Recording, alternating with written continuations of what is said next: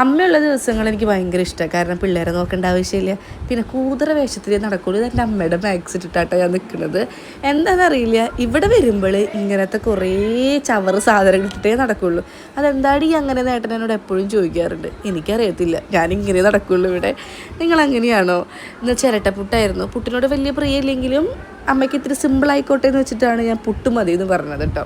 അങ്ങനെ ചായയൊക്കെ കുടിച്ച് ഇന്ന് ചിക്കൻ കറി ഉണ്ടാക്കാമെന്ന് വിചാരിച്ചിട്ടുണ്ട്. നേരം വൈകിയോണ്ട് തന്നെ ഇഞ്ചിയും വെളുത്തുള്ളിയും സവാളും കൂടെ നേരെ ചോപ്പറിലിട്ടിട്ട് നമ്മൾ കറക്കിയിട്ടുണ്ട്. പിന്നെ ബീട്രൂട്ട് ഉപ്പേരി ആയിരുന്നു ഇന്ന്. ഈ ചോപ്പർ കറക്റ്റ് യൂസ് ചെയ്യാൻ എൻ്റെ അമ്മയ്ക്ക് ഇപ്പോഴും അറിയില്ല. ഹാർഡല്ല, നമുക്ക് സോഫ്റ്റ് ആയിട്ട് ചെയ്യാൻ പറ്റും. ഇത്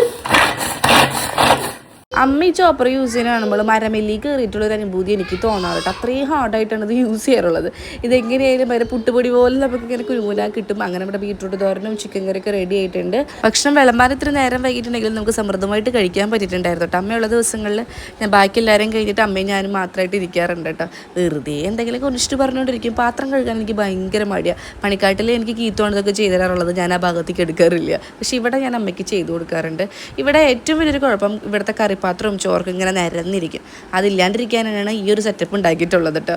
ഇതാകുമ്പോൾ നമുക്ക് കറികളും മീൻചട്ടിയും ചോറും പാത്രമൊക്കെ ഇങ്ങനെ ഒരു സ്ഥലത്ത് തന്നെ ഒരു മൂലയിൽ തന്നെ ഇങ്ങനെ ഇരുന്നോളും. ഇങ്ങനെ നിരത്തി വെക്കണ്ടല്ലോ. പിന്നെ ബാക്കി കുറച്ച് പാത്രങ്ങൾ ഉണ്ടായത് കഴുകിയിട്ടുണ്ട്. നാത്തൂനാർ വീട്ടിലില്ല, അതാണ് ആളെ കാണാത്തത്. അല്ലെങ്കിൽ എനിക്ക് ആളെയും കാണാമായിരുന്നു. അന്നേരം ഇതേക്ക് ഇടുന്ന് ഉറങ്ങാൻ പോവാണ് ഗൈസ്.